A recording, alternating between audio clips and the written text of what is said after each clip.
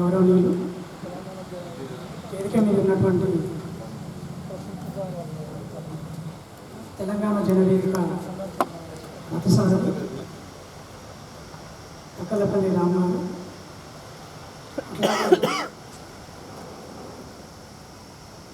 CPI జాతీయ council సభ్యుడు వలివుల్లా ఖాద్రి గారు, అట్లాగే మిత్రుడు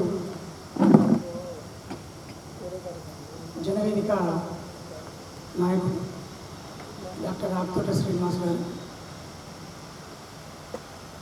అట్లాగే సమావేశానికి వచ్చినటువంటి సామాజిక ఉద్యమకారులు, వివిధ సంఘాల బాధ్యులు, సామాజిక స్పృహ కలిగి ఉన్నటువంటి నగరం నుండి వివిధ ప్రాంతాల నుండి వచ్చినటువంటి పుర ప్రముఖులందరికీ కూడా నా సాయంత్రం నమస్కారాలు. ముందుగా సామ్యవాద ప్రజాస్వామ్యం అనేటువంటి టాపిక్ని ఈరోజు రాము గారు నాతో మాట్లాడుతున్నప్పుడు డెమోక్రటిక్ సోషలిజం అనేటువంటిది అయితే ఉంది, అది ఒక కాన్సెప్ట్. కానీ సామ్యవాదమే అనేటువంటిది ఇవాళ ప్రజాస్వామ్య దేశాల్లో అది అనివార్యం. అది ఇవాళ ప్రపంచ దేశాలు, ప్రధానంగా ఐరోపా దేశాలన్నీ కూడా, పెట్టుబడిదారి దేశాలన్నీ కూడా సంక్షోభంలో కూరుకుపోతున్నటువంటి క్రమం లోపల సామ్యవాదం గురించి చర్చించుకోవడం చాలా సందర్భోచితంగా ఉంటుంది అనేది రాము గారు ఆలోచించి దీన్ని ఈ టాపిక్ ఈ విధంగా డిజైన్ చేయడం అనేటువంటిది జరిగింది. సరే, ఏది ఏమైనప్పటికీ కూడా సామ్యవాద భావాలు, ప్రజాస్వామిక భావాలు, ప్రజాతాంత్రిక భావాలన్నీ కూడా మార్క్స్ జీవిత చరిత్రని కనుక మనం పరిశీలించినప్పుడు ఆయన జీవితమే ఒక ప్రజాస్వామిక సామ్యవాద భావాలకు నిలయం. ఆయన జీవితాన్ని మనం పరిశీలించినప్పుడు మనకు ఆ కోణం అర్థమవుతుంది. నిన్నటితో కార్ల్ మార్క్స్ 200 సంవత్సరాల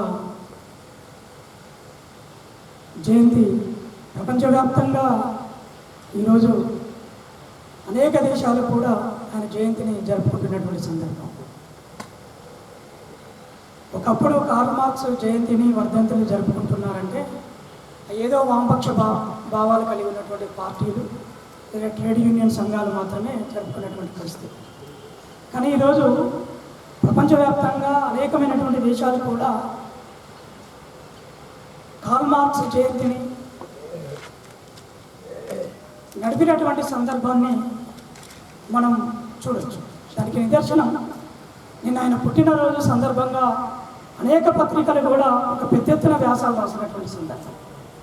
గతంలో మనకు ఎప్పుడు ఇంత పెద్దగా వ్యాసాలు రాసినటువంటి సందర్భం మనకు కనిపించదు. నిన్న ఒక జ్యోతి పేపర్ అయితే ఒక పేజీ మొత్తంగా కూడా ఆయన వ్యాసాలు, సాక్షి పేపర్ అట్లాగా, ఈనాడు పేపర్ అట్లాగా, అట్లా టైమ్స్ ఆఫ్ ఇండియా ఇట్లా అనేక పత్రికలు, హిందూ పేపర్, ఇట్లా అనేక పత్రికలు కూడా ఇవాళ మార్క్స్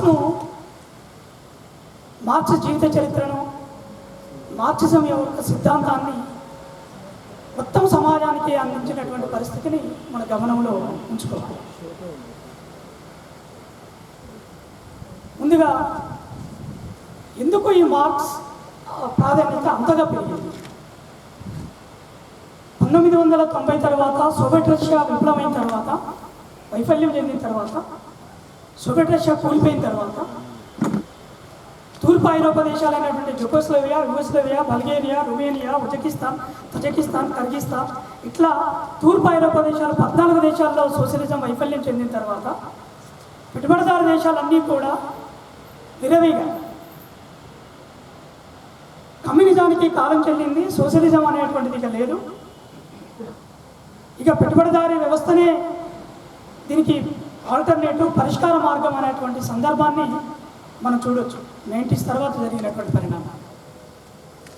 కానీ దానికి అనేక మంది రచయితలు, అనేక మంది మేధావులు, ఉదారవాద భావాలు కలిగి ఉన్నటువంటి ఒక ప్రజాస్వామికవాదులు, ఒక పెట్టుబడిదారులు, ఉదారవాద పెట్టుబడిదారులు అందరూ కూడా కమ్యూనిజం మీద ఒక పెద్ద ఎత్తున దాడి చేసినటువంటి సందర్భాన్ని కూడా సోవియట్ రష్యా, తూర్పు ఐరోపా దేశాల్లో సోషలిజం కుప్పకూలిపోయిన తర్వాత మనం గమనించవచ్చు.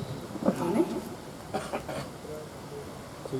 2008 వచ్చేసరికి పెట్టుబడిదారు దేశాలలో ఆర్థిక సంక్షోభం వచ్చిన తర్వాత ఆ దేశాలకు ఏమీ అర్థం కానటువంటి పరిస్థితి.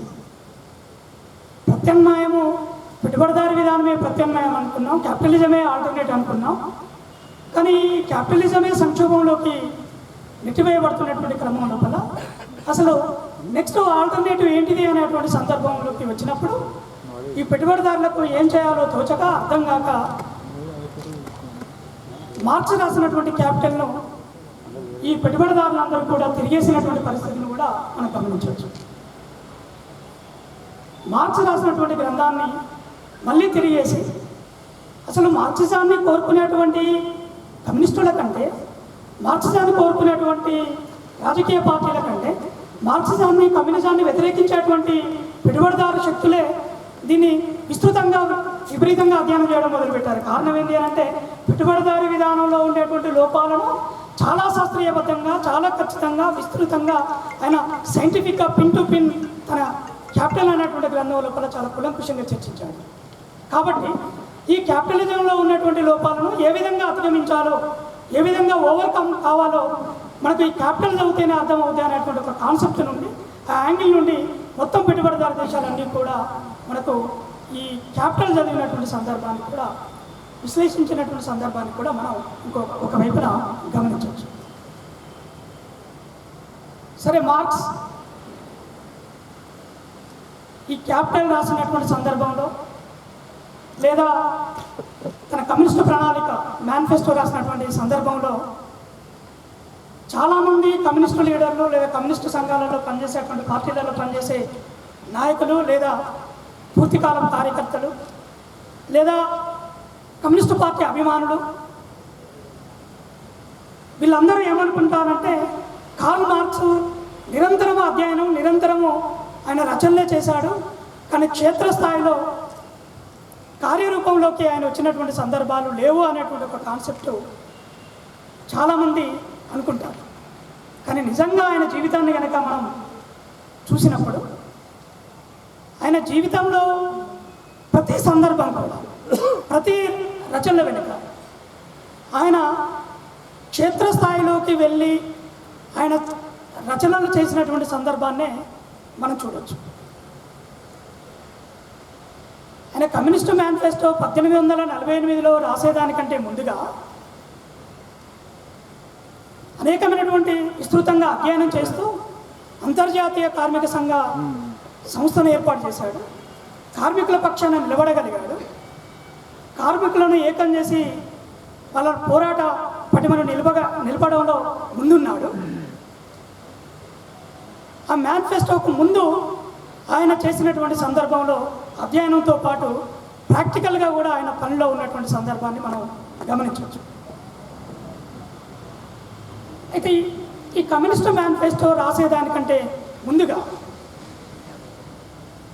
ఆయన రచనలు లేదా ట్రేడ్ యూనియన్ సంఘాలను స్థాపించి కమ్యూనిస్టు లీగ్ను ఏర్పాటు చేస్తున్నటువంటి క్రమం లోపల జర్మనీ, అట్లాగే ప్రష్యా, అట్లాగే ఫ్రెంచ్, బ్రెజిల్, బెల్జియం ఇలాంటి దేశాలన్నీ కూడా ఆయనను బహిష్కరిస్తే చివరికి ఆయన పోయి లండన్లో, బ్రిటన్లో సెటిల్ అయిపోయి అక్కడి నుండి ఆయన రచనలన్నీ కూడా కొనసాగించినటువంటి సందర్భాన్ని మనం చూడవచ్చు. ఈ కమ్యూనిస్టు మేనిఫెస్టో రాసినటువంటి సందర్భంలో కార్మికులు క్షేత్రస్థాయిలో జరుగుతున్నటువంటి సందర్భాన్ని 1845లో 48లో కమ్యూనిస్ట్ మేనిఫెస్టో రాసే కొన్ని సంవత్సరాల ముందు 1845లో కమ్యూనిస్టులందరినీ ఐక్యం చేసి కార్మిక వర్గాన్ని ఐక్యం చేస్తున్నటువంటి సందర్భంలోనే జర్మనీ ఆ దేశం నుండి బహిష్కరించారు మార్క్స్. అయితే ఆయన తత్వశాస్త్రాన్ని అధ్యయనం చేశాడు, ఇది నాకు తగదనుకొని వదిలేశాడు. అర్థశాస్త్రాన్ని అధ్యయనం చేశాడు, అది వదిలేశాడు. ఆ తర్వాత న్యాయశాస్త్రాన్ని అధ్యయనం చేసి ఇది మధ్యస్థంగా ఉంటుంది, ఇది ఆమోదయోగ్యంగా ఉంటుంది, ఇది అందరికీ ఉపయోగపడుతుంది, నేను దీన్ని అధ్యయనం చేస్తే అని చెప్పి ఆయన దాన్ని అధ్యయనం చేయడం మొదలుపెట్టాడు. కానీ ఆయన చివరికి న్యాయశాస్త్రాన్ని అధ్యయనం చేసిన తర్వాత కూడా ఇది కూడా ఈ సమాజంలో ఉన్నటువంటి ధనిక వర్గాల పక్షాన్ని నిలబడుద్ది అని చెప్పి ఆయన అధ్యయనం చేస్తున్నటువంటి క్రమంలోనే ఆయన ఒక కన్క్లూజన్కి వచ్చి చివరికి దాన్ని కూడా వదిలేసి ఆయన ఒక పత్రికా రంగంలో రచనలు చేయడానికి చివరిగా ఆయన అక్కడే దాంట్లో కొంతకాలం సెటిల్ అయిపోతాడు. అంటే ఒక పత్రికా రచయిత. సరే, ఆయన న్యాయశాస్త్రం పట్ల ఆకర్షితుడై అందులోనే ఉందామనడానికి కారణం ఏంటి అని అంటే, వాళ్ళ నాన్నగారు న్యాయశాస్త్ర కోవిదుడు, న్యాయవాద వృత్తిని ఎంచుకున్నటువంటి వాడు. వాళ్ళ తండ్రి గారికి కూడా కోరిక ఏంటంటే తన కొడుకును కూడా న్యాయవాద వృత్తిలోనే సెటిల్ చేయాలనేటువంటి ఒక కాన్సెప్ట్ కలిగి ఉన్నటువంటి భావాలు ఉన్నటువంటిది. కాబట్టి ఆయన ప్రభావం ఆయన న్యాయశాస్త్రంలో సెటిల్ అవుదామని అనుకున్నాడు. కానీ చివరికి అందులో కూడా మిగలకుండా ఒక పత్రికా రంగంలో పత్రికలోనే వ్యాసాలు రాస్తూ ఆ పత్రిక రిపోర్టర్గా కాంట్రిబ్యూటర్గానే ఎక్కువ కాలం ఆయన గడిపినటువంటి పరిస్థితిని మనం గమనించవచ్చు.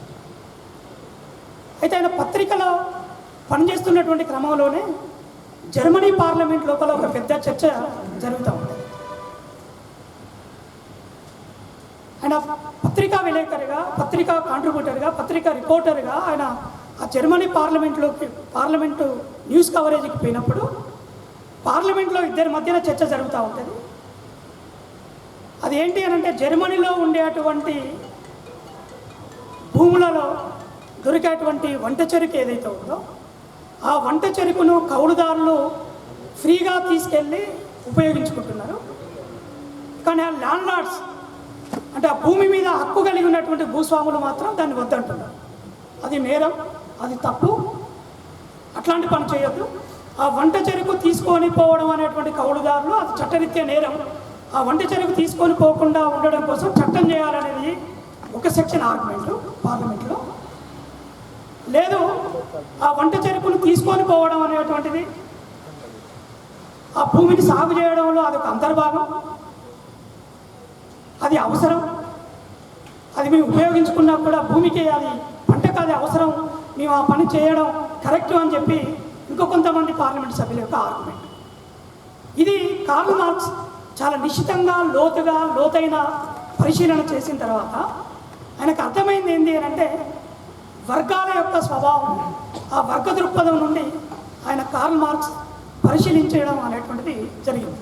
అంటే వంట చెరుకును తీసుకుపోవడం కరెక్ట్ అని చెప్పేటువంటి కౌలు రైతులు ఎవరైతే ఉన్నారో వాళ్ళు ఒక కొత్త పెట్టుబడిదారీ విధానానికి సంబంధించినటువంటి ఒక సెక్షన్, లేదా వ్యవసాయ పొలంలో అవి ఆ వ్యవసాయ పొలానికి నష్టం చేస్తున్నప్పటికీ కూడా వంట చెరుకు తీసుకుపోకుండా ఉండాలి, అట్లనే చట్టం చేయాలని చెప్పినటువంటి వాళ్ళు ఎవరైతే ఉన్నారో ఆ ల్యాండ్ లార్డ్స్, ఆ భూస్వాములు ఎవరైతే ఉన్నారో వాళ్ళు భూస్వాములు.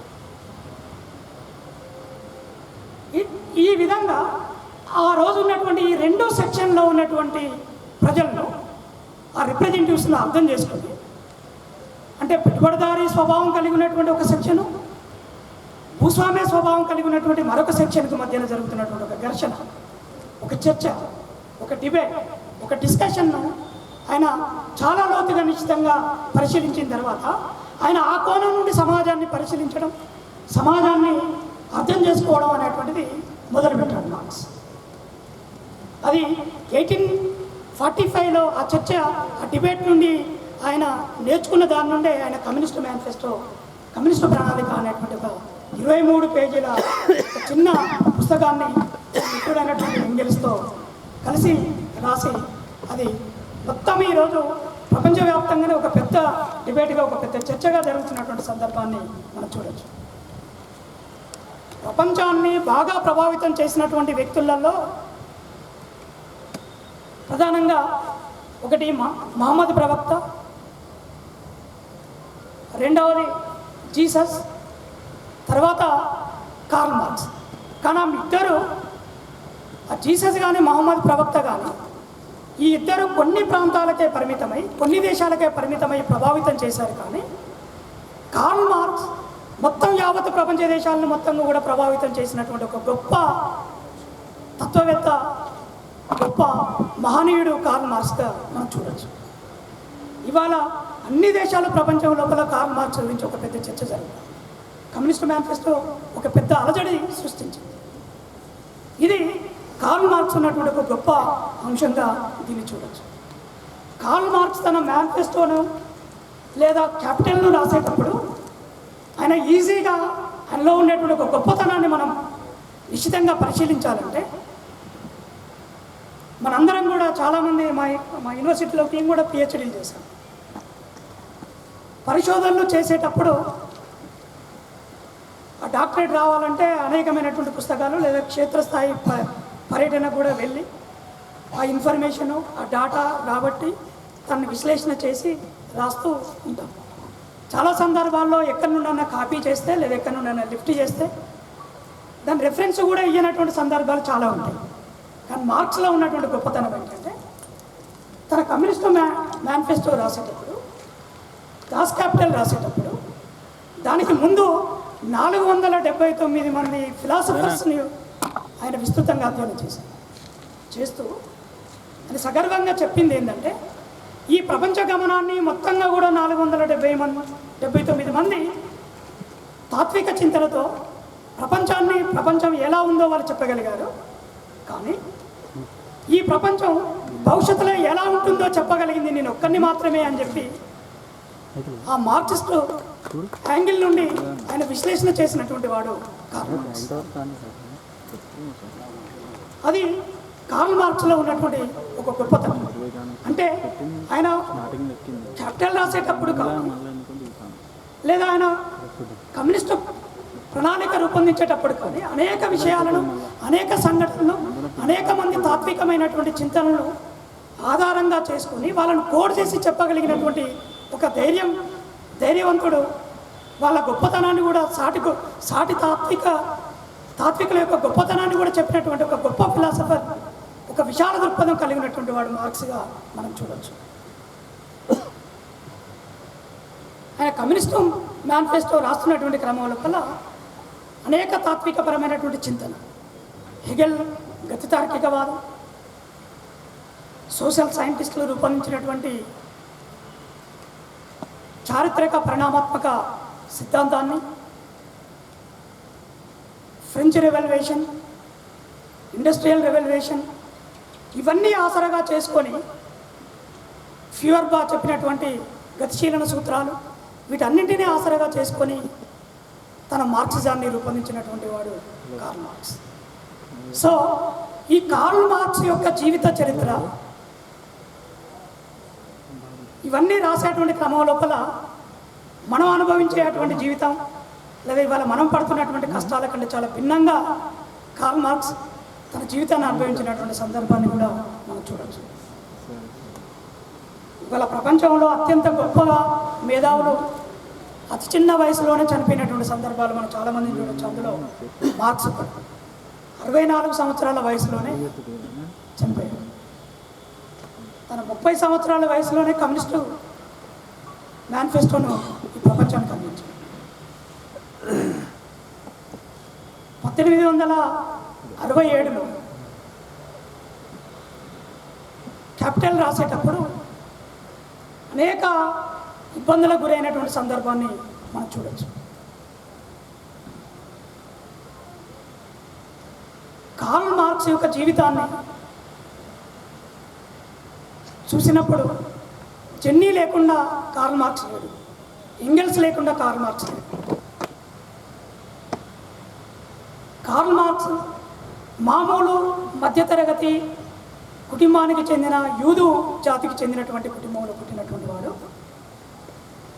జెన్నీ మార్క్స్ ఒక ఉన్నత కుటుంబంలో జన్మించినటువంటి ఆవిడ, ప్రేమించి పెళ్లి చేసుకున్నటువంటి సందర్భం.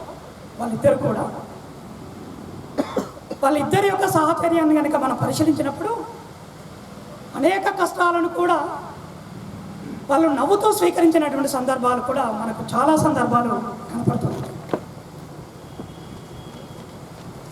వాళ్ళిద్దరూ కలిసి వాళ్ళ ప్రేమ పెట్టుబడి అనేటువంటి ఒక చిన్న పుస్తకం కూడా రాస్తారు వాళ్ళ ఇద్దరి లవ్ స్టోరీ మీద. కార్ల్ మార్క్స్ రాయడంలో చాలా దిట్ట. ఆయనకు ఉపన్యాసం ఇవ్వడం రాదు, కానీ ఆయన రాతలు మొత్తంగా కూడా తూటలుగా ఉంటాయి. అందుకే ప్రపంచం అంతా కూడా ఎడగలాడినటువంటి పరిస్థితి మనం గమనించవచ్చు. ఆయన కమ్యూనిస్టు మేనిఫెస్టో గ్రంథం కూడా కవితాత్మకంగా, విశ్లేషణాత్మకంగా, వివరణాత్మకంగా మనకు కనపడతాయి ప్రతి వాక్యం. ఆ ప్రేమ పెట్టుబడి అనేటువంటి గ్రంథాన్ని చూసినప్పుడు ఉన్నత కుటుంబంలో పుట్టినటువంటి జెన్నీ మార్క్స్, కార్ల్ మార్క్స్ కంటే 2 సంవత్సరాల పెద్ద ఆవిడ, మార్క్స్ని చాలా ఇష్టపడి పెళ్లి చేసుకుంది. కానీ మార్క్స్ అనేక కష్టాలకు ఎదుర్కొంటా ఉన్నాడు. కానీ ఆమె ఎప్పుడు కూడా ఆమె భయపడలేదు. మార్క్స్ వెన్నంటి ఉంది. కార్ల్ మార్క్స్ యొక్క హ్యాండ్ రైటింగ్ ఏదైతే ఉంటుందో అంత క్లియర్గా, నీట్గా ఉండదు. ఆయన రాసే ప్రతిదీ, ఆయన రాసిన ప్రతి అక్షరం, ప్రతి సెంటెన్స్ అర్థమయ్యేది ఇద్దరికి. ఒకటి జెన్నీ మార్క్స్, రెండవది ఎంగెల్స్. కాబట్టి మార్క్స్ రాసినటువంటి రచనలన్నింటిలో కూడా జెన్నీ లేకుండా మార్క్స్ రచనలు ఉండవు. వాళ్ళిద్దరిని ఈ జర్మన్లో ఉన్నటువంటి రాజకీయ అంశాలను చర్చిస్తున్నటువంటి క్రమం లోపల, కార్మికులందరినీ ఐక్యం చేస్తున్నటువంటి క్రమం లోపల, అంతర్జాతీయ కమ్యూనిస్టు పార్టీ లీగ్ని ఏర్పాటు చేసే క్రమం లోపల జర్మనీ నుండి మార్క్స్ని బహిష్కరించిన తర్వాత అక్కడి నుండి బెల్జియం వెళ్తాడు. కొంతకాలానికి అక్కడి నుండి కూడా బహిష్కరిస్తారు. అక్కడి నుండి ఫ్రెంచ్ వెళ్తాడు, అక్కడి నుండి కూడా బహిష్కరిస్తారు. అక్కడి నుండి లండన్, బ్రిటన్ వెళ్ళి స్థిరపడతాడు. ఎక్కువ కాలం గడిపింది, చనిపోయే వరకు కూడా ఉంది మార్క్స్ లండన్. ఈ వాళ్ళ ఫ్యామిలీ జీవితాన్ని అనుభవిస్తున్నటువంటి క్రమంలో కూడా తినడానికి తిండి లేనటువంటి పరిస్థితుల్లో ఆయన 7 సంతానం పిల్లలలో 4 పిల్లలు వైద్యం చేయించడానికి డబ్బులు లేక, సరిగా ఆహారం దొరకక, వాళ్ళకు బ్రెడ్ పాలు దొరకక చనిపోయినటువంటి సందర్భంలో కూడా 4 పిల్లలు కోరుకున్నటువంటి దంపతులు. చివరికి 3 పిల్లలు. ఆ 3 పిల్లలతో లండన్లో ఉన్నటువంటి క్రమం లోపల అందులో ఒక పిల్లవాడు చనిపోతే ఆ శవపేటికను తీసుకురావడానికి కావాల్సిన బాక్స్ కొనుక్కోవడానికి డబ్బులు లేక దాదాపు చాలా రోజులు వాళ్ళ ఇంట్లోనే శవాన్ని పెట్టుకొని కూర్చుంటారు జెన్నీ మార్క్స్ కానీ మార్క్స్. ఆ తర్వాత అనేక మంది ఇతరులు సాయం చేస్తే ఆ బాక్స్ తెచ్చిన తర్వాత ఖననం చేసినటువంటి సందర్భాన్ని కూడా మనం చూడవచ్చు. అంటే ఇంత ఇబ్బందికరమైనటువంటి పరిస్థితుల్లో కూడా జెన్నీ మార్క్స్ను వదిలిపెట్టలేదు. ఈరోజు ప్రపంచంలో ఒక ఆదర్శమైనటువంటి జంట ఉంది, ఒక ఆదర్శమైనటువంటి దంపతులు ఉన్నారంటే ఇవాళ కార్ల్ మార్క్సే ఆదర్శమైనటువంటి దంపతులు. ఇవాళ ప్రపంచీకరణ నేపథ్యంలో అనేక మీడియాలు, టీవీలలో, మనకి బుల్లితెర మీద చాలా ప్రోగ్రామ్స్ టీవీలలో వస్తుంటాయి. కానీ నిజమైన ఆదర్శ దంపతులు, నిజమైనటువంటి పుణ్య దంపతులు ఎవరు అనంటే ఇవాళ కార్ల్ మార్క్స్ అని చెప్పి మనం చెప్పచ్చు. అట్లా ఆయన మొత్తం పిల్లలను కూడా చివరికి లాస్ అవుతున్నటువంటి క్రమం లోపల కూడా జెన్నీ మార్క్స్ తన ప్రేమతో మార్క్స్తో వెన్నంటి ఉండి ఆ మార్క్స్ రచనలు మొత్తంగా కూడా కంప్లీట్ అయ్యేదాకా కూడా ఆయన ఆయన మిత్రుడైనటువంటి ఎంగెల్స్ కూడా చాలా కీలకమైనటువంటి పాత్ర పోషించిన సందర్భం. ఎంగెల్స్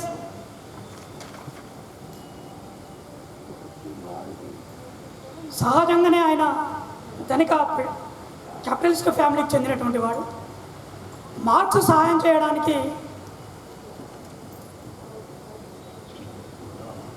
ఆయన టెక్స్టైల్ ఇండస్ట్రీలో పనిచేసి అక్కడి నుండి డబ్బులు పంపించి మార్క్స్ని ఆదుకున్నటువంటి సందర్భం కూడా మనం చూడవచ్చు. అంటే మార్క్స్ ఎంగెల్స్ మధ్యన ఉన్నటువంటి ఒక స్నేహం, ఒక గొప్ప స్నేహం వాళ్ళిద్దరి మధ్యన. ఒక కుటుంబం, గొప్ప ఆదర్శ కుటుంబమే కాకుండా గొప్ప స్నేహితుడు కూడా మార్క్స్ ఎంగెల్స్ మధ్యన ఉండేటువంటి స్నేహాన్ని మనం చూసినప్పుడు మనకు అది అర్థమవుతుంది. అట్లా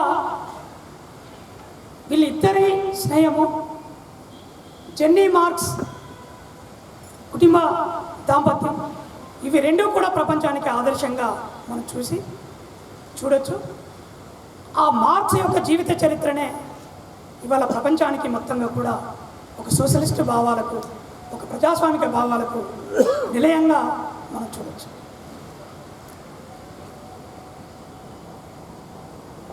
ఇది ఆయన కుటుంబ నేపథ్యం, ఆయన రచనలు, ఆ కుటుంబ నేపథ్యంలో ఆయన కష్టపడుతున్నటువంటి సందర్భంలో ఆయన భయపడకుండా ఆయన రచనలు కొనసాగిస్తున్నటువంటి సందర్భాన్ని కూడా మనం గమనించవచ్చు. ఇక ప్రపంచం 1990 తర్వాత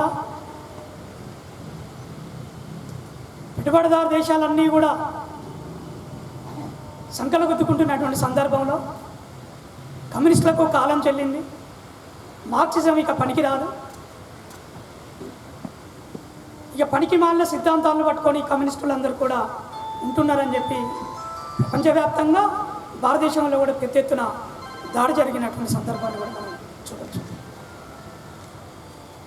కానీ 90 తర్వాత జరిగినటువంటి ఆల్టర్నేటివ్, పెట్టుబడిదారీ విధానమే ఆల్టర్నేటివ్ అని చెప్పి క్యాపిటలిస్టులు, ఇది సంక్షోభంలోకి ఎందుకు వెళ్ళింది?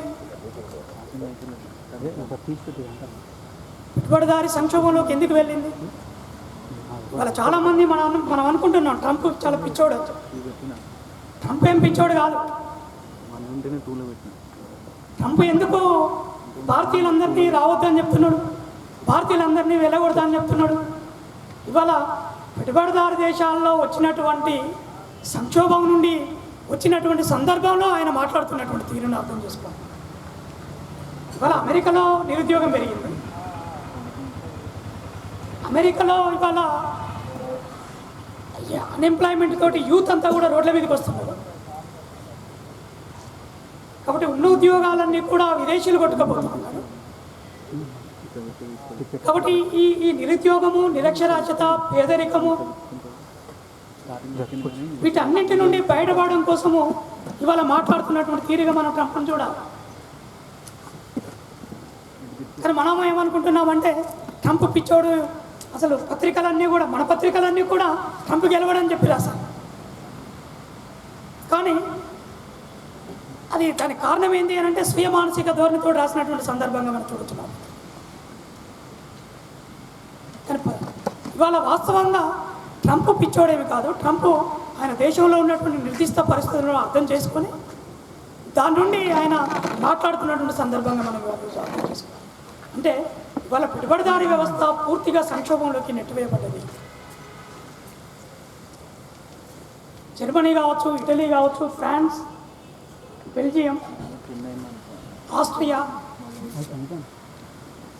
అమెరికా, ఈ దేశాలన్నీ కూడా, పెట్టుబడిదారీ దేశాలన్నీ కూడా సంక్షోభంలోకి నెట్టివేయబడ్డాయి. ఈ సంక్షోభంలోకి నెట్టివేయబడినటువంటి సందర్భంలోనే ఈ క్యాపిటలిజానికి పరిష్కారం ఏంది, ఈ క్యాపిటలిజాన్ని లేదా మనం ఎట్లా రిఫార్మ్స్ చేసి ఈ పెట్టుబడిదారీ వ్యవస్థను ఇంకా నిలుపుకోవచ్చు అనేటువంటి ఒక సందర్భం వాళ్ళలో మొదలై, అలజడి వాళ్ళలో మొదలై ఇవాళ మాస్ క్యాపిటల్ చదువుతున్నటువంటి లేదా డిబేట్ చేస్తున్నటువంటి, డిస్కషన్ చేస్తున్నటువంటి సందర్భాన్ని కూడా మనం చూడవచ్చు. దాని నుండి ఈరోజు ప్రపంచవ్యాప్తంగా మార్క్స్ ఒక ఆదరణ పెరిగింది. అంటే ఆదరణ అంటే మార్క్స్ను ఆదరించే వాళ్ళు ఒకలాగా, దయ్యంలాగా చూసేవాళ్ళు మరోలాగా. పెట్టుబడిదారు దేశాలు దయ్యంలాగా చూస్తారు. కానీ పెట్టుబడిదారు దేశాలకు కూడా మార్క్సే పరిష్కారం చూపెట్టింది. పెట్టుబడిదారీ వ్యవస్థ ఎట్లా సంక్షోభంలోకి నెట్టివేయబడుద్దో తన క్యాపిటల్ను డిస్కస్ చేస్తున్నటువంటి సందర్భంలో చెప్పింది. ఈ సంక్షోభంలోకి వెళ్లకుండా మనం ఏ విధంగా బయటపడాలో అర్థం చేసుకోవాలంటే క్యాపిటల్ని చదవాలి. మార్క్స్ రాసిన క్యాపిటల్ని చదవాలి. కాబట్టి వాళ్ళు క్యాపిటల్ చదువుతారు. సో ఈ క్యాపిటల్ మొత్తంగా కూడా ప్రపంచ దేశాలన్నీ కూడా మనకు ఈ సందర్భంలో కానీ మొదటి ప్రపంచ యుద్ధ కాలంలో కానివ్వండి, రెండవ ప్రపంచ యుద్ధ కాలంలో కానివ్వండి, 1917లో వచ్చిన అక్టోబర్ విప్లవం కానివ్వండి, ఆ తర్వాత రెండవ ప్రపంచ యుద్ధ కాలంలో వచ్చిన తూర్పు ఐరోపా దేశాల్లో వచ్చిన సోషలిస్ట్ విప్లవం కానివ్వండి, వీటన్నింటికీ ప్రధానమైనటువంటి కారణం కమ్యూనిజం, మార్క్స్ పాపం. మొదటి ప్రపంచ యుద్ధాన్ని ఆపగలిగింది మార్క్స్ భావం, మార్క్స్ ఆలోచన, తాత్విక చింతన. తద్వారానే సోవియట్ రష్యా లెనిన్ నాయకత్వం లోపల విప్లవాన్ని తీసుకొచ్చి అక్టోబర్ విప్లవానికి నాంది పలికింది. రెండవ ప్రపంచ యుద్ధ కాలంలో హిట్లర్, ముస్సోలిని ప్రపంచ నియంత్రణలో ఆపగలిగింది కమ్యూనిస్టు దేశాలు, కమ్యూనిస్టు నాయకులు, మార్క్సిజం. ఆ నియంత్రణలో ఆపేటువంటి క్రమం లోపల తూర్పు ఐరోపా దేశాల్లో సోషలిజం కూడా వ్యాప్తి చెందింది. దానికి మార్క్స్ ప్రధానమైనటువంటి కారణం, మార్క్సిజం ప్రధానమైనటువంటి కారణం. ఆ తర్వాత వచ్చినటువంటి చైనా విప్లవం ప్రధానమైనటువంటి కారణం మార్క్సిజం. ఆ తర్వాత వచ్చిన క్యూబా కానివ్వండి, వియత్నాం కానివ్వండి, ఉత్తర కొరియా కానివ్వండి, ఇటీవలి కాలంలో వచ్చినటువంటి అనేకమైనటువంటి లాటిన్ అమెరికా దేశాలైనటువంటి వెనిజులా, చిలీ, పెరు, బ్రెజిల్, ఇట్లాంటి దేశాల్లో ఒక వామపక్ష భావాలు కలిగినటువంటి శక్తులు, ఒక కార్మిక దృక్పథం కలిగి ఉన్నటువంటి రాజకీయ పార్టీలు ఇవాళ అధికారంలోకి వచ్చింది. దానికి ప్రధానమైనటువంటి కారణం మార్క్సిజం. మనం ఈ యాంగిల్ నుండి చూసినప్పుడు ప్రపంచం మొత్తంగా కూడా ప్రత్యామ్నాయము, ఆల్టర్నేటివ్ మార్క్సిజమే అనేటువంటి దాన్ని మన గమనంలో ఉంచుకోవాలి. అది అసలు ఈరోజు ఉన్నటువంటి ఈరోజు అనుసరించినటువంటి సోషలిస్ట్ దేశాలన్నీ కూడా ఒకే పద్ధతిలో ఉండకపోవచ్చు. చైనాలో ఉండే సోషలిజం వేరు, క్యూబాలో ఉండే సోషలిజం వేరు, వియత్నాంలో ఉండేటువంటి సోషలిజం వేరు, నార్త్ కొరియాలో ఉండేటువంటి సోషలిజం. మార్క్సిజాన్ని రూపొందించేటప్పుడు, కమ్యూనిస్టును రూపొందించేటప్పుడు ఒక ప్రాథమిక సూత్రాలను రూపొందించి, ఈ ప్రాథమిక సూత్రాలను మీ దేశ కాల పరిస్థితులకు అనుగుణంగా, నిర్దిష్ట కాల పరిస్థితులకు అనుగుణంగా మీరు అన్వయించుకొని మీరు విప్లవాన్ని తీసుకొచ్చుకొని తద్వారా ఆయా దేశాల్లో సోషలిజాన్ని, కమ్యూనిజాన్ని ఎస్టాబ్లిష్ చేసుకుందని చెప్పి మార్క్స్ చెప్పారు. అందుకే ఇవాళ చైనా మేము వ్యవసాయక విప్లవం నుండి సోషలిజంలోకి వచ్చాం, ఇప్పుడు పెట్టుబడిదారీ వ్యవస్థలోకి అడుగుపెట్టాం, మేము రెండవ దశలోనే ఉన్నాం, ఇంకా అత్యున్నతమైనటువంటి మార్క్సిస్ట్ దశలోకి మేము వెళ్ళలేదు అని చెప్పి చెప్తున్నాం. అందుకే అది మనకు చైనాలో డిఫరెంట్గా సోషలిస్ట్ ప్రిన్సిపల్స్ కనిపిస్తుంది. అందుకే దీన్ని పెట్టుబడిదారులందరూ కూడా చైనాని విమర్శిస్తారు. ప్రభుత్వ ఆధీనంలో ఉండేటువంటి ప్రైవేటు పెట్టుబడులు ఇవాళ దాని పేరు మీద సోషలిజం అనేది కొనసాగుతూ ఉందని చెప్పి ఇవాళ క్యాపిటలిస్టులు అందరూ కూడా క్రిటిసైజ్ చేస్తారు. కానీ అదే ఉత్తర కొరియాని తీసుకుంటే ఇవాళ నిక్కచ్చిగా పెట్టుబడిదారులకు సవాలు విసురుతున్నటువంటి వాడు ఉత్తర కొరియా. క్యూబా ఫెడరల్ కాస్ట్ మనందరికీ తెలుసు. క్యూబాకు ఉండేటువంటి ఒక చరిత్ర. అమెరికాకు ఒక 45-48 కిలోమీటర్ల దూరాన్ని ఉన్నటువంటి ఒక చిన్న దేశం, షుగర్ బౌల్ కంట్రీ. ఆ దేశంలో చెరుకు తప్ప ఏమీ పండదు. అట్లాంటి దేశాన్ని అమెరికా పుష్కాలం నుండి వాడు మొత్తం దిగ్భ్రాంతం చేసి ఏవి కూడా క్యూబాకు ఎగుమతులు దిగుమతులు కొనసాగడానికి వీల్లేదని చెప్పి దిగ్భ్రాంతించారు. అయినా ఫెడరల్ కాస్ట్ లెక్క చేయలేదు. మేము చావడానికైనా సిద్ధమే, కానీ నీకు లొంగేది లేదని చెప్పి ఛాలెంజ్ విసిరి అనేక ప్రపంచవ్యాప్తంగా ఉండేటువంటి కమ్యూనిస్టు పార్టీ నాయకత్వాన ఆహార ప్యాకెట్లు, ఆహార వస్తువులన్నింటినీ కూడా అక్కడికి ఆకాశం నుండి, గగనతలం నుండి జారవిడిచినటువంటి సందర్భాలు కూడా మనం చూడవచ్చు. ఇట్లా ఒక్కొక్క దేశంలో ఒక్కొక్క సోషలిస్ట్ ప్రిన్సిపల్స్ ఒక్కొక్క తీరుగా అమలు జరుగుతున్నటువంటి తీరును కూడా మనం గమనించాలి. ఇది భారతదేశంలోకి వచ్చినప్పుడు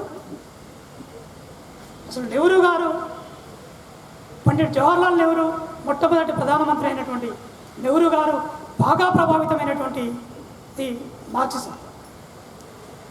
నెహ్రూ గారు సోషలిస్టిక్ ప్రిన్సిపల్స్తో బాగా ప్రభావితమైంది. ఆయన కార్మిక వర్గ నియంతృత్వాన్ని వ్యతిరేకించిండు, కానీ మిగతా అనేక ప్రిన్సిపల్స్తో యాక్సెప్ట్ చేసి అందులో భాగంగానే 1955లో చెన్నైకి దగ్గరలో ఉన్నటువంటి ఆవడి ఏఐసిసి ప్లీనరీ సమావేశంలో ఒక తీర్మానం చేయించింది నెహ్రూ గారు.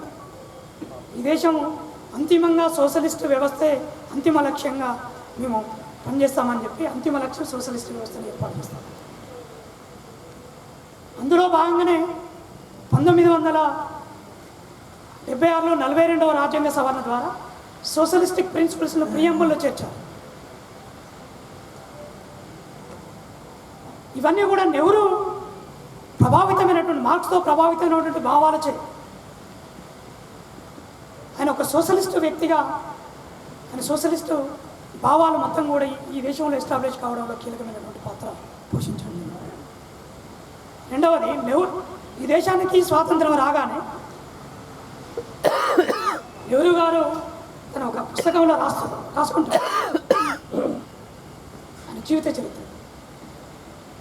ఈ దేశానికి స్వాతంత్రం వచ్చిన తర్వాత అప్పటికే ఆంగ్లేయులు 200 సంవత్సరాల కాలం పాటు ఈ దేశాన్ని పిప్పి చేశారు. ఒక స్కెల్టన్ అస్థిపంజరాన్ని వదిలి వెళ్ళారు. ఈ దేశంలో ఉన్న ప్రజలకు 2 పూటల తిండి దొరికేటువంటి పరిస్థితి లేదు. కాబట్టి గోధుమలు ఈ దేశానికి దిగుమతి చేసుకోవాలని చెప్పి ఆయన ముందుగా అమెరికా దగ్గరికి వెళ్తారు.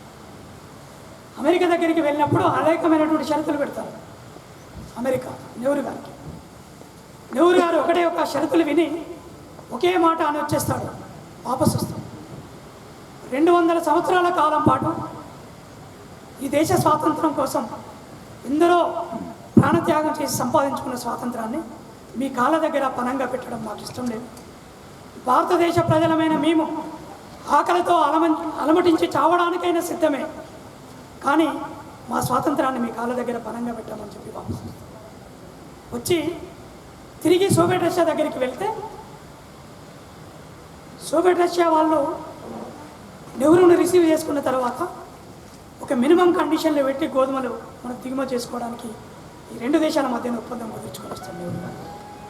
అట్లా మనకు సోవియట్ రష్యాతో ఒక అనుబంధం ఆ విధంగా మొదలై పంచవర్ష ప్రణాళికలు కానివ్వండి, సోషలిస్టిక్ ప్రిన్సిపల్స్ ప్రియాంబుల్లో చేర్చడం కానివ్వండి, కాంగ్రెస్ రాజకీయ పార్టీనే రాజకీయ తీర్మానంలో ఈ దేశం అంతిమ లక్ష్యాన్ని మా పార్టీ సోషలిస్ట్ వ్యవస్థ అంతిమంగా ఏర్పాటు చేయాలని చెప్పి చెప్పడంలో కానివ్వండి, వీటన్నింటి వెనుక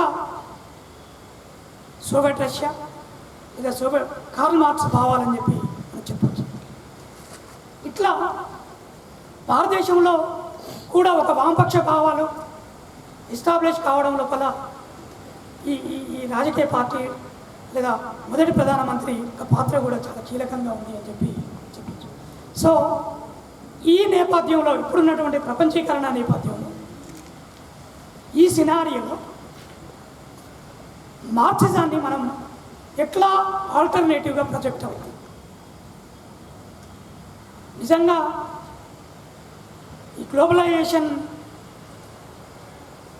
చాలా విస్తృతంగా వెలుగులోకి వచ్చిన తర్వాత కొన్ని సందర్భాల్లో కమ్యూనిస్టు పార్టీలకు ఒక పెద్ద ప్రశ్నగా ఉండే. ఎందుకు అనంటే వామపక్ష పార్టీల పట్ల, వామపక్ష భావాల పట్ల, ఒక లౌకిక ప్రజాస్వామిక ప్రజాతంత్ర భావాల పట్ల ఆకర్షితమైనటువంటి యువత లేరు. ఎందుకనంటే ఈ కాంపిటేటివ్ వరల్డ్లో ఈ వేగంగా పెరిగిన సాంకేతిక పరిజ్ఞానంలో యువత అంతా కూడా కొట్టుకపోయినటువంటి సందర్భాన్ని మనం గమనించవచ్చు. ఇవాళ విద్యాసంఘాలు కూడా లేదా వామపక్ష విద్యాసంఘాలు లేదా ప్రజాతంత్ర భావాలు కలిగి ఉన్నటువంటి విద్యాసంఘాలన్నీ కూడా ఇవాళ గ్రాస్ రూట్లోకి కిందిలోకి వెళ్ళి మూలాల్లోకి వెళ్ళి సమస్యను పరిష్కారాన్ని లేదా సమస్యను ఐడెంటిఫై చేసి పరిష్కార మార్గాన్ని చూపే పరిస్థితి లేకుండా పోయింది. కారణం ఏంటంటే ఒక స్పీడ్ యుగం, అంత టైము, అంత ఆలోచించే అంత నిలకడగా ఉండేటువంటి పరిస్థితి లేదు ఈరోజు. మనం ఈరోజు చూస్తున్నాం. కానీ ఒక కొత్త పరిణామం ఏంటంటే మొన్న మేడే ఫస్ట్ మీరు చూసి ఉంటారు, ఐటీ ఇండస్ట్రీలో పనిచేసేటువంటి సాఫ్ట్వేర్ ఎంప్లాయీస్ కూడా మేడే జెండా ఎత్తారు. బెంగళూరులో అనేక మహానగరాలలో పనిచేసేటువంటి సాఫ్ట్వేర్ ఇండస్ట్రీలో పనిచేసే ఎంప్లాయీస్ కూడా మేడే జెండా ఎత్తి ఎర్ర చొక్కాలు వేసుకొని ఇవాళ వీధుల్లోకి వచ్చి మా పని గంటలు తగ్గించాలా, మా ఉద్యోగానికి భద్రత కావాలా, మాకు సౌకర్యాలు కల్పించాలి అనేటువంటి వాళ్ళ హక్కుల కోసం వీధుల్లోకి వచ్చి పోరాటం చేస్తున్నటువంటి సందర్భాన్ని మనం గమనించవచ్చు. దీనికి గతంలో ఢిల్లీలో ఆమ్ ఆద్మీ పార్టీ నాయకులు రాజకీయ పార్టీ ఆమ్ ఆద్మీ పార్టీ వచ్చిన తర్వాత అనేక ఆ రాజకీయ పార్టీ వెన్నుదన్నుగా నిలబడినటువంటి వాళ్ళు చాలామంది సాఫ్ట్వేర్ పనిచేసేటువంటి యూత్ ఆ పార్టీ వెనుక నిలబడి ఈరోజు మోడీ కానివ్వండి లేదా మిగతా రాజకీయ పార్టీలు అనేక పార్టీలు సోషల్ మీడియాను బాగా విపరీతంగా వాడుకుంటున్నారు. సోషల్ మీడియాలో బాగా ప్రభావితమయ్యేటువంటి వాళ్ళు ఈ సాఫ్ట్వేర్ ఇండస్ట్రీలో ఐటీ క్యాడర్లో ఐటీలో పనిచేసేటువంటి కాల్ సెంటర్లో పనిచేసేటువంటి యూత్ బాగా ప్రభావితం చేస్తున్నటువంటి సందర్భాన్ని కూడా మనం చూడవచ్చు. అందుకనే వాళ్ళ సోషల్ మీడియా చాలా కీలక పాత్ర పోషిస్తూ ఉంది ఈ రాజకీయ భావాలను ప్రచారం చేయడం. సో ఈరోజు కూడా అందుకే ఈరోజు కమ్యూనిస్టు పార్టీలు కూడా ఒక సామ్యవాద ప్రజాస్వామిక భావాలు కలిగి ఉన్నటువంటి శక్తులు లేదా రాజకీయ పార్టీ లేదా ప్రజా సంఘం ఇవన్నీ కూడా ఆ యాంగిల్ నుండి ఆలోచించి ఆ సోషల్ మీడియాను కూడా విస్తృతంగా వాడుకునేటువంటి పరిస్థితులలోకి కూడా కనుక వస్తే మనం ఈ భావాలను చాలా విస్తృతంగా ప్రచారం చేయగలిగిన వాళ్ళం. ఈ గ్లోబలైజేషన్లో ఒక సామ్యవాద ప్రజాస్వామిక భావాలను విస్తృతంగా ప్రచారం చేసి ఒక మంచి ఉన్నతమైనటువంటి పౌరులుగా తీర్చిదిద్దిన వాళ్ళం అవుతామని చెప్పి చెప్పచ్చు.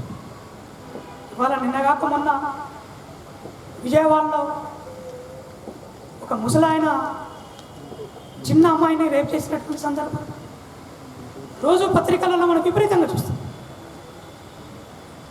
వీటన్నింటికీ కారణం ఏంటి?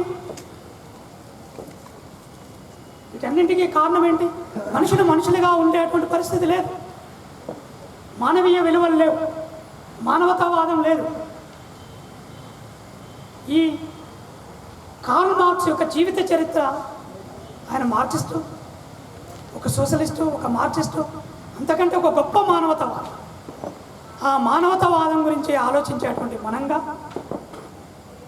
వివిధ సంఘాలలో సమాజంలో మనందరం వివిధ రంగాలలో పనిచేస్తున్నటువంటి సందర్భంలో ఒక మంచి భావాలను విస్తృతంగా ప్రచారంలోకి తీసుకొస్తే కనుక సమాజంలో ఒక మంచి పౌరుడు, విలువలు కలిగినటువంటి సమాజం, విలువలు కలిగినటువంటి పౌరుడు ఉంటారు.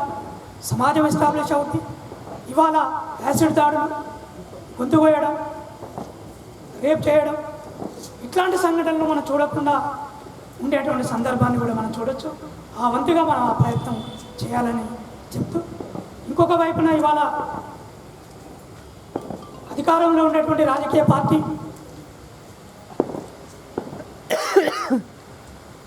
మనుషుల కంటే, మనుషుల ప్రాణం కంటే, మనుషుల విలువ కంటే ఎక్కువగా ఇవాళ జంతువుల విలువను కడుతున్నటువంటి సందర్భాన్ని మనం చూస్తున్నాం.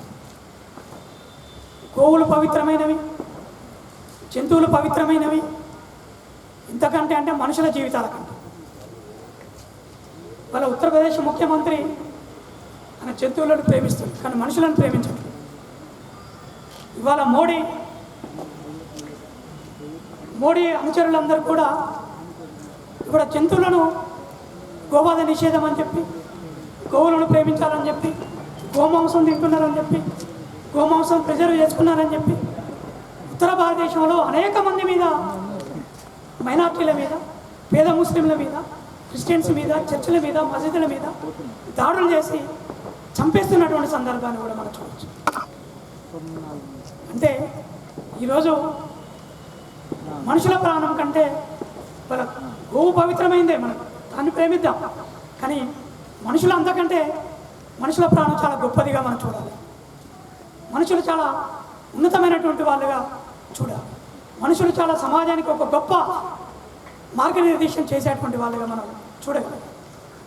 సో ఆ విధంగా మన ఆలోచన ఉంటుందని చెప్పి, అట్లా మీరందరూ కూడా ఆలోచిస్తారని చెప్పి, అట్లాంటి ఒక ప్రజాస్వామిక సామ్యవాద భావాలను అది మీరు ఏ పార్టీ ఏ సంఘమైనా కానివ్వండి, ఒక మంచి భావాలు, మానవీయ భావాలను, మానవతావాదాన్ని ప్రచారం చేస్తే అదే మార్క్స్కు నిజమైనటువంటి మార్క్సిస్టులుగా మనం మిగులుతాం.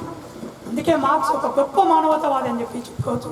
ఆ మానవతావాదాన్ని కనుక మనం పుణికిపుచ్చుకొని మనవంతుగా ఈ సమాజంలో మన ప్రయత్నం చేద్దామని చెప్పి చెప్తూ, ఆ విధంగా మీరు చేస్తారని చెప్పి చెప్తూ, నాకు ఈ అవకాశాన్ని ఇచ్చినటువంటి తెలంగాణ జనవేదిక నాయకులకు ప్రత్యేక కృతజ్ఞతలు తెలియజేస్తూ ముగిస్తున్నాను. Thank you.